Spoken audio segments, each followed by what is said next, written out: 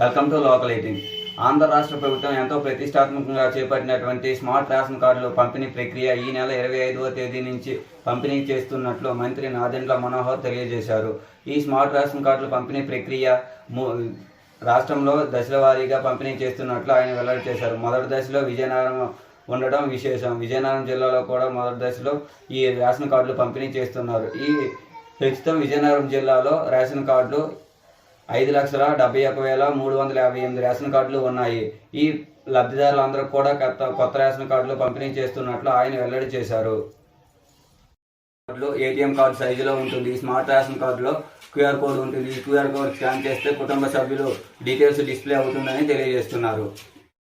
Smart ration కార్డులు విజయనగరం జిల్లాలో గ్రామ వార్డు సచివాలయ సిబ్బందితో ప్రతి ఇంటికి వచ్చి పంపిణీ చేస్తున్నట్లు తెలియజేశారు. ఈ స్మార్ట్ రేషన్ కార్డు లబ్ధిదారు ఎవరైతే ఉన్నారో వారు ఆధారిత సంబంధితమైన ఫోన్ నెంబర్ ద్వారా ఓటీపీ చెప్పి బయోమెట్రిక్ వేసి ఈ స్మార్ట్ రేషన్ కార్డును తీసుకోవాలని తెలియజేస్తున్నారు.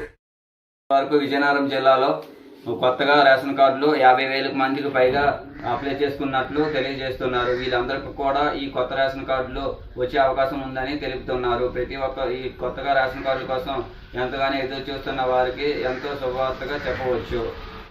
రేషన్ కార్డు అనేది ప్రతి ఒక్కరికి తప్పనిసరిగా ఉండాలి. ఎందుకంటే రాష్ట్ర ప్రభుత్వం ఏ పథకాలు ప్రవేశపెట్టిన ఆ పథకాలకి తప్పనిసరిగా రేషన్ కార్డులు ఉన్న వాళ్ళకే మాత్రమే అర్హులని పేర్కొంటున్నారు. తద్వారా రేషన్ కార్డు ఉండడం ప్రతి ఒక్కరికి తప్పనిసరిగా అని చెప్పవచ్చు.